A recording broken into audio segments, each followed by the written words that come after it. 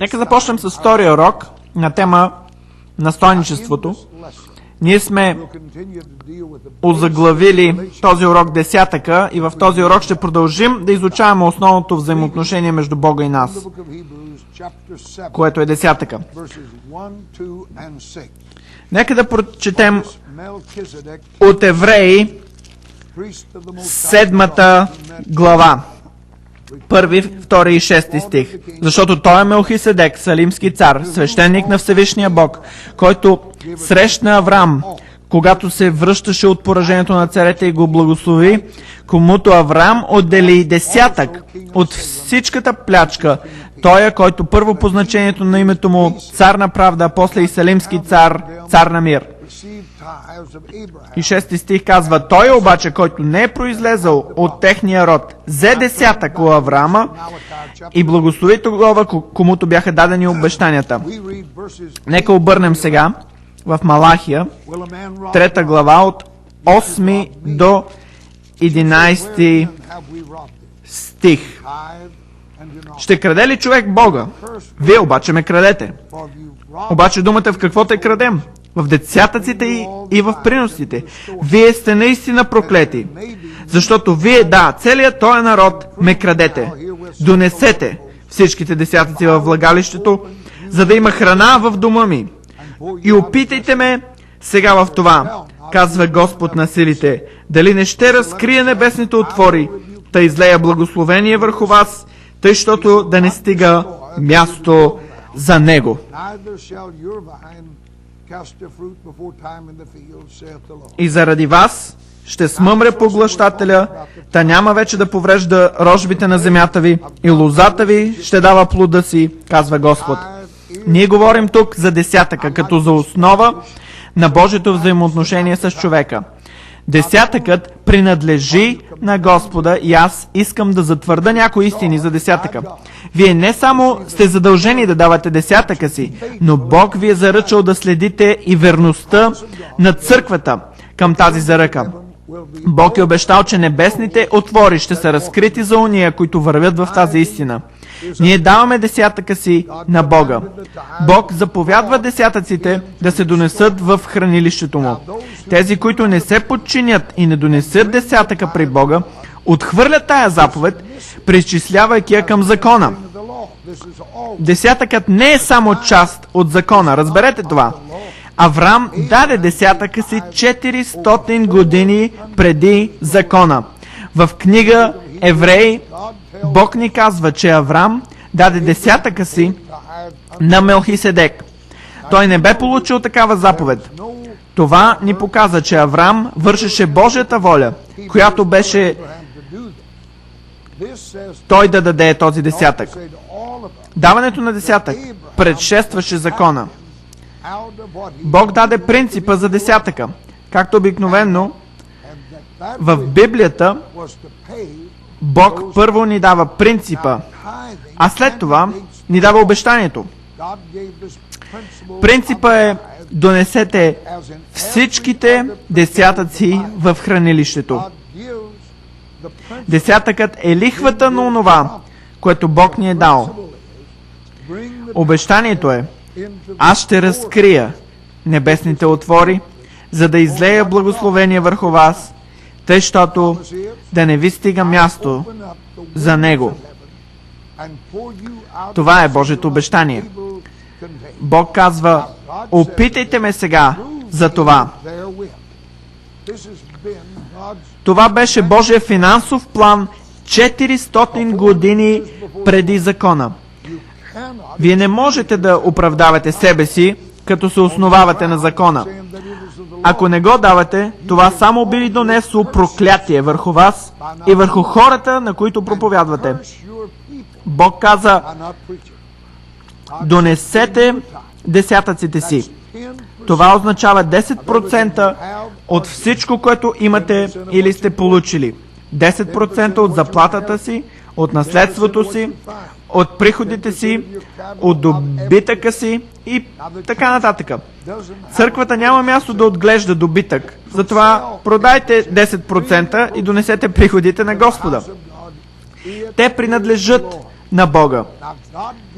Бог ни даде принципа и каза, ако спазвате този принцип, аз ще ви разкрия небесните отвори, да излея благословение върху вас, тъй, щото да не стига място за него. Бог даде на Израел 12 тона хляб всеки ден и им каза да му изпекат 12 хляба веднъж в седмицата. Но те спряха да го правят. Защо се чудите тогава, че те имаха проблеми? Бог даде принципа, след това даде и обещанието си.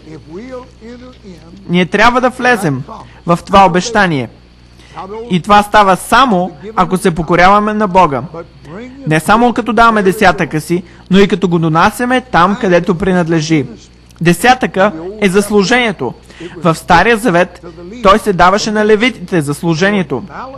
В Малахия Бог отново ни заръча да го донесем в хранилището. И това е църквата. Ние видяхме това в Евреи. Авраам не раздаде десятъка си на бедните, той го донесе при Мелхиседек, първосвещеника на всемогъщия Бог. Ако вие го дадете някъде другаде, вие сте го дали на неправилните хора. И Бог не зачита това за десятък. Много хора казват, аз давам десятъка си, но няма значение какво се прави с него. Това не е правилно. Ние сме Божии настойници и е изискано от настойника да се намери верен. Настойник, който не инвестира десятъка си правилно, ще отговаря пред Бога. Това ясно се вижда в притчата за талантите. Господ даде на един 5 таланта, на друг 2 таланта, а на трети 1 талант. Човека, който имаше 5 таланта, ги удвои. Човека, който имаше 2 таланта, също ги удвои. А онзи, който имаше 1 талант, го скри. Той изгуби всичко. Бог очаква увеличаване на инвестициите, които Той е направил в нас. И за това ние сме задължени да инвестираме мъдро. Десятъка трябва да се донесе в църквата. Ако църквата иска да храни бедните с него, това е служение. Десятъка обаче трябва да се донесе в църквата. Ние не трябва да го раздаваме на бедните.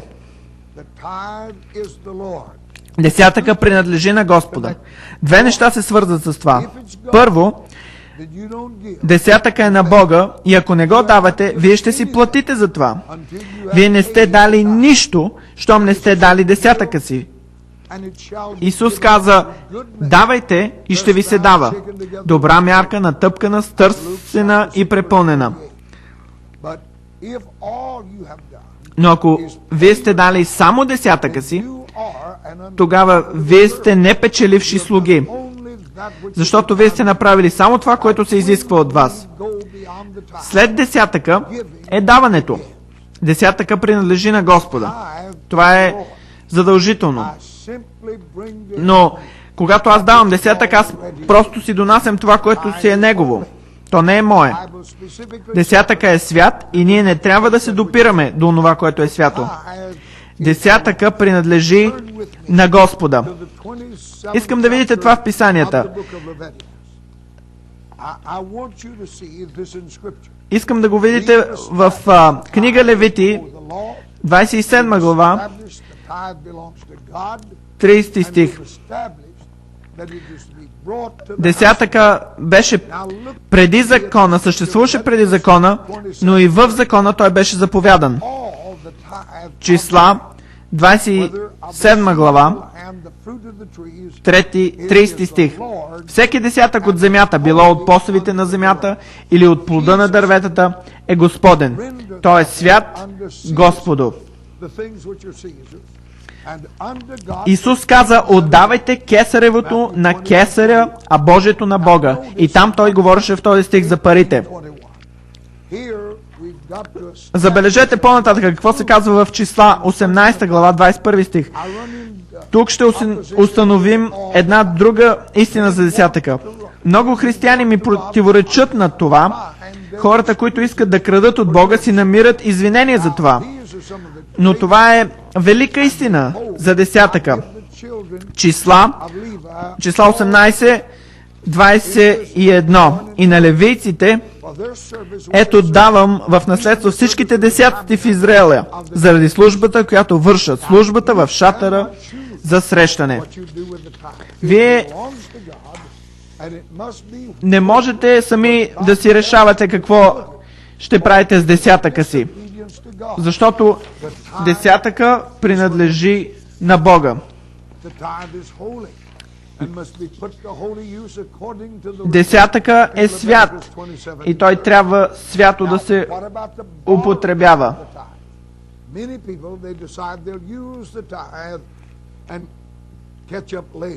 Какво ще кажем за взимане десятъка на заем? Много хора си решават, че ще използват десятъка за себе си и ще го дадат по-късно. Това се случва често. Ще се изненадате като пастири, колко често ще се сблъскате с този проблем. Да се вземе десятък на заем не е за препоръчване. Бог каза, вземете и си донесете десятъците в хранилището. Слушайте, покорството е по-добро от жертвоприношението. То води към Божиите благословения. Ако сме покорни на Бога, ние ще бъдем благословени, но ако не сме покорни, то ние сме бунтовни люди и ще си навлечем проклятие.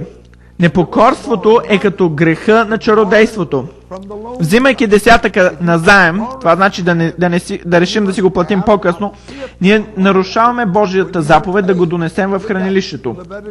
Второ, по-евтино е да се вземат пари от банката. Ако вземем десятъка, ние трябва да прибавим 1/5 към него, когато го връщаме.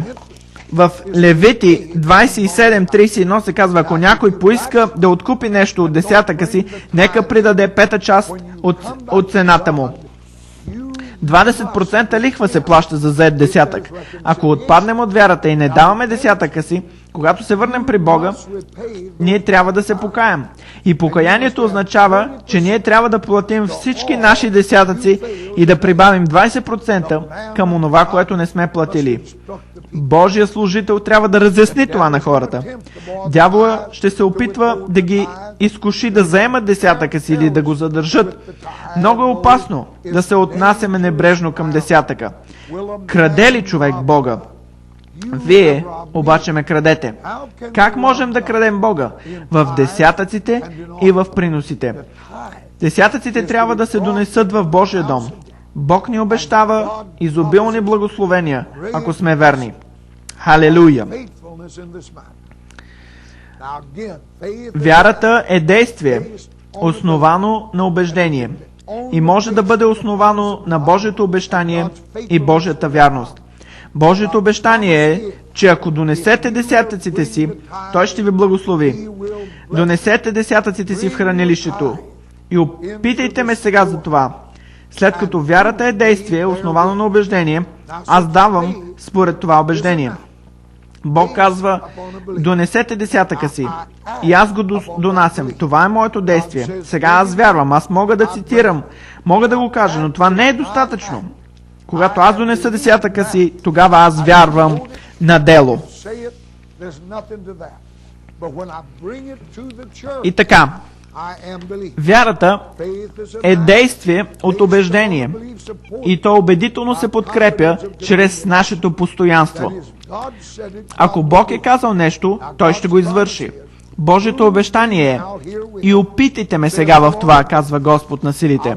Дали не ще ви разкрия небесните отвори, та да излея благословение върху вас, тъй, щото да не ви стига място за него. Малахия 3:10. И ето, аз на дело донасям десятъка си на Бога. Аз подкрепям това действие, като постоянствам в даването си. И това е дело на вяра и постоянство, тъй като аз принасям десятъка си всяка неделя в Божия дом.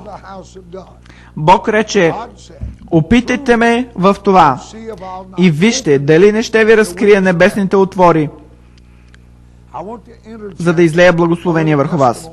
Искам да споделя тук едно свидетелство с вас.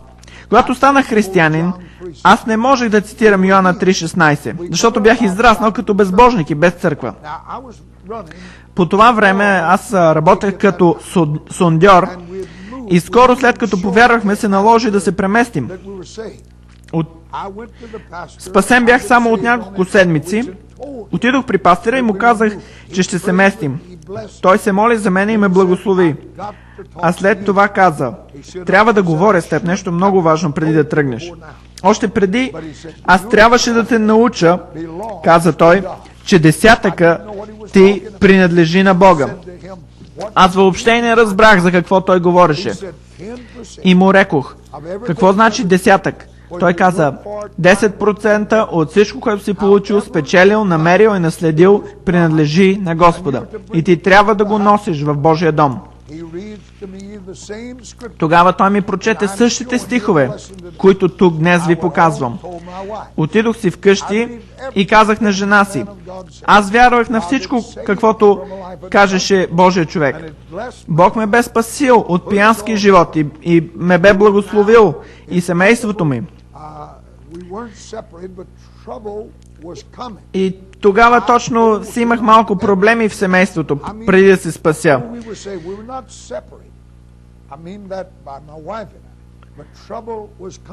Имахме... преди да бъда спасен, аз имах много проблеми и може би щяхме да стигнем и до развод. Но Бог ме спаси. И аз исках да дам всичко на Него и да правя това, което ми каза пастира, и плащах десятък на Бога. Божият човек каза, аз правех това. И казах на съпругата си, и ние решихме да си плащаме десятъка. И ние се радвахме, че Бог не иска повече от това. Първата година, като започнахме да даваме десятък, имахме трудности.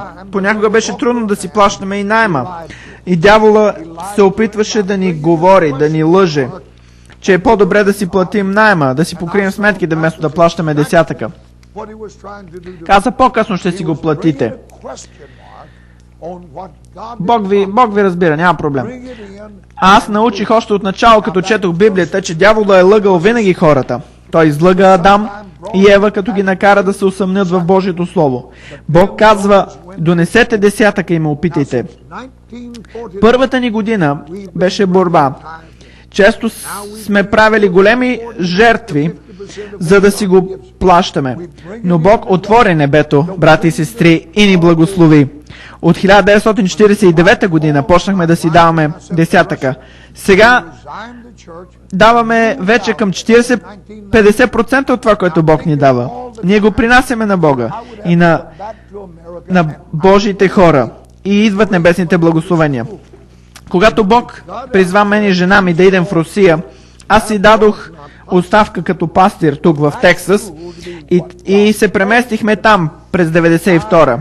Като аз си мислех, че ще се връщам в Америка да събирам средства, за да направим училище. Аз така си мислех. Когато отидохме там, аз видях, че няма такава възможност. И Бог ми показа, че за да създадем училище, трябваше да остана там. И аз вярвах и уповавах на Бога, и Бог ни благослови, защото ние плащахме десятък. Защото, тъй като небесните отвори се изливат към нас. И Бог ни благослови. През първите 3 години ни отидоха към $1 милион, за да си изпълним задачата в Русия. С Божия помощ обаче помогнахме да започнем 700 нови църкви в Русия и поставихме 80 видеоучилища за обучение на неделни учители. Открихме 11 редовни библейски училища за проповедници.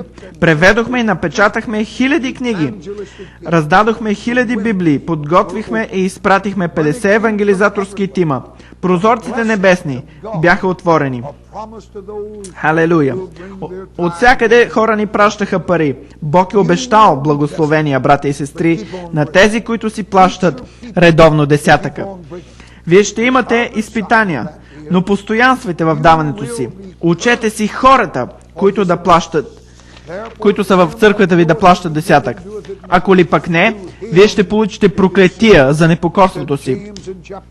Проче, ако някой знае да прави добро и не го прави, грях е нему. Яков 4:17. Ако ние грешим умишлено, след като сме познали истината, няма повече жертва за грехове, ни казва Словото. Щом знае, че трябва да плащам десятък, а не го правя, аз съм в грях. Запомнете това. Непокорството носи проклятие, а покорството носи Божиите благословения. Ако съгрешаваме умишлено, това значи да постоянстваме в греха, значи да съгрешаваме самоволно, след като сме познали истината. Това е умишлен грях, за който не остава жертва. И Бог може да ни отсече от своята благодат. Ние знаем, че е Божията воля да носим десятъка в хранилището. Няма значение какви са обстоятелствата. Независимо дали трябва да дадем 100 лева, 1000 лева или 1 милион лева. Важното е да бъдем покорни на Бога и Бог ще умножи това, което аз давам. Моята отговорност е да бъда верен на Бога, да давам това, което имам в Божия дом, където и Бог ме благославя и ме учи пътищата си. Ако не върша това, аз умишлено греха и самоволния грях ме оставя без жертва за грях и носи Божията проклетия върху живота ми. Когато учите хората да дават, дайте им тази възможност. Разбрал съм, че на онези, които знаят най-малко за десятъка, трябва най-добре да им се каже, да си донесат десятъка. Но някой ще ми каже, че това е насилствено. Точно така е. Ние казваме на хората истината за десятъка. И че това е Божията воля. Всяка неделя, като се събирате, отделяйте време и ги насърчавайте да бъдат верни. Дайте им възможност да дойдат и да си принесат десятъка. Няма тогава нужда от песни или музика. Човек се покланя на Бога с даването си. Вие учите хората да дават десятъка си на Бога. Трябва да го правите. И ако бъдат покорни, те ще бъдат благословени. Притчи 8:17 казва: аз любя уния, които любят мене. Бог заповядва: донесете десятъка си в хранилището. Исус казва: ако ме любите, ще пазите заповедите ми. Ако обичате Бога, и Той ще ви люби. А как го обичаме? Като вършим онова, което ни е заповядал. Ако сте добри настойници, носете си с верност десятъка в Божия дом, редовно.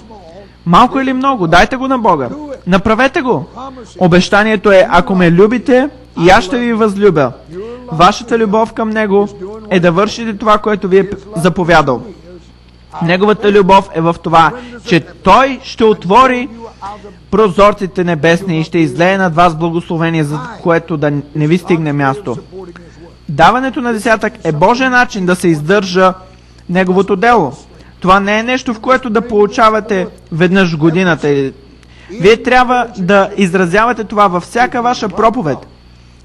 Ако имате общение с Бога, кажете им на хората. Ако имат общение с Бога и обичате Бога, вие ще му давате това, което му принадлежи.